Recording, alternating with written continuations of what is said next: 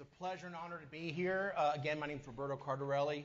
I serve as interim chair for family and community medicine here at UK, and a lot of our work and our research has been on this topic.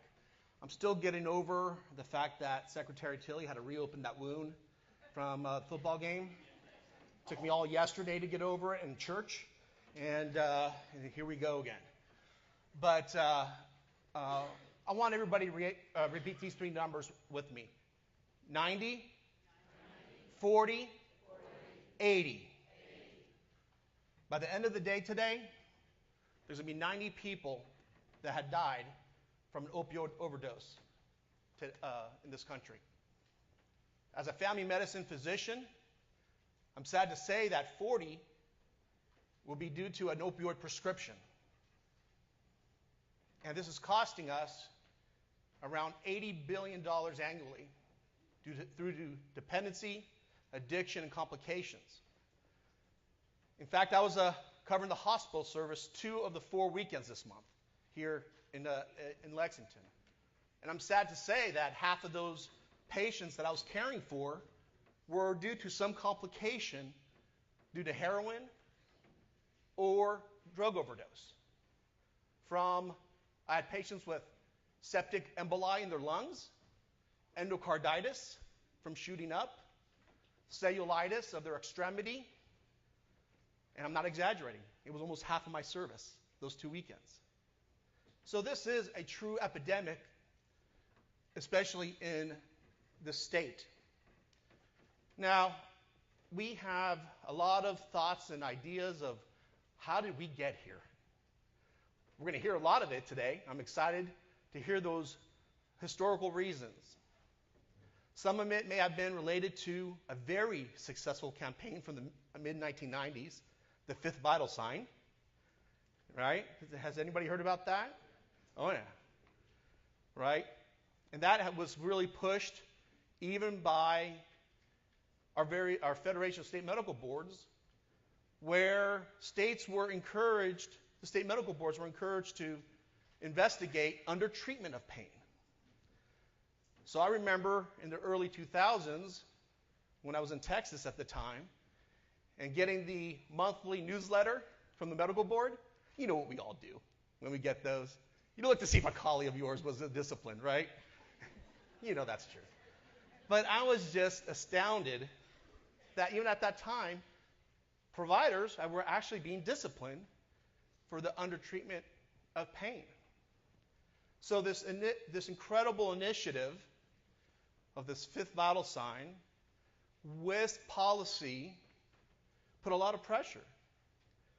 Physicians were really scared at the time to be undertreating pain and how the pendulum swings. Now we're terrified of overtreating pain. There's also the questionable marketing of pharma and the drugs. And those efforts really worked and drove behavior. Even new formulations, such as the extended release, long-acting opioids, presented as a safer, non-addictive option, yet that's what drives many of our deaths. Because the concentration of those opioids in those pills are so concentrated and high, if we chew it, break it, or manipulate that pill, it dumps a very high volume of opioids in your system that causes respiratory depression and death. So the reason why we're here today is multifactorial. A lot of reasons. And guess what? It's going to take a village. And it's going to be multifaceted approaches to solve this problem.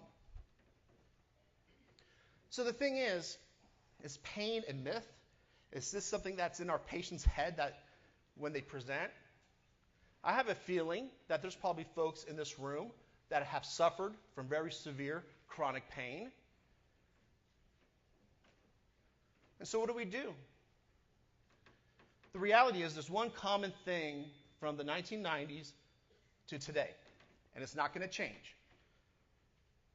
Musculoskeletal complaints and disorders were and remain as one of the top 5 reasons patients come to see their doctor. That's not going to go. So pain's not going to go away. It's not going to disappear.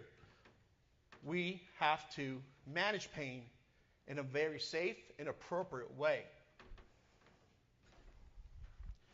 Another risk of what's happening with this pendulum swing today is the risk of stereotyping these individuals.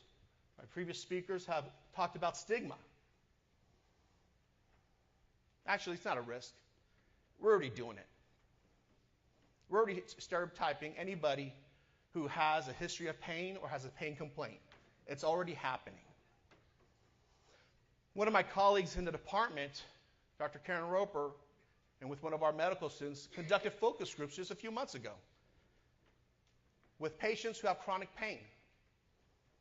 Half of these folks were on opioids. The other half were not on opioids. And the whole conversation in this group was focused on how embarrassed they are. They talked about how humiliated they were every time they interfaced with the medical industry, the medical system. Some on the verge of tears because how they're marginalized as a separate population. This is what patients with pain are now dealing with. And this is just a reality. So our current epidemic, and it truly is an epidemic, as I mentioned, a lot of factors went into it. It's going to take a lot of approaches to manage it. However, the focus of these solutions are across a spectrum of opportunities. And we already heard a lot of those opportunities with our speakers, which is exciting. And we're going to hear some great opportunities. But it's a spectrum. It's not going to be one thing. It's not going to be 2. It's not going to be 10. It's a spectrum. It's going to be a spectrum from policy, and we're seeing some exciting policy. As a physician, I do appreciate the new bills coming out with the 3-day limits. It gives me a tool as a physician. It's going to be from workplace policy, safety, encouraging well-being, so the big focus on prevention. Also, there's a great opportunity as the limitation through the 3 days of narcotics. What that touches is one of the most important areas that we have to intervene, is preventing acute pain to becoming chronic pain. And we have to do that through a multimodal approach. Other areas on the spectrum is clinical interventions, is clinical care. That's actually that's the sliver I work in, especially with primary care providers, because that is a very important thing. But also, part of that is self-management of patients. Self-care is critical with patients who suffer from chronic pain. And then, as we have heard, the far end of that spectrum, we must deal and address substance use disorders and addiction. So there are a lot of opportunities, and there's a lot of areas for us to have a tremendous impact to address this epidemic. I'm really excited to be co-presenting with a panel later today. And my portion that you'll hear me talk about is really focused on the safe management of chronic pain among primary care providers, some strategies around how we could do that through educating. Actually, now we have to re-educate primary care providers based on what we educated them about in the 90s and early 2000s. So re-educating the appropriate and safe management of chronic pain. And I'm going to be sharing some data.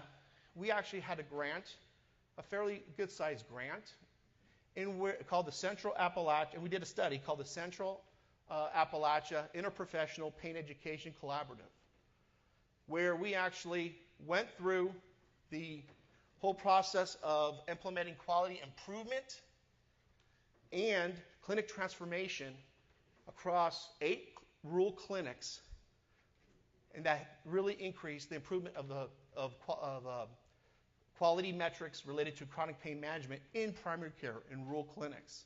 I'll be sharing that later today too. So again, it's going to take a village. Don't forget 90, 40, and 80 of the impact of this issue. And again, thank you for allowing me to be here today.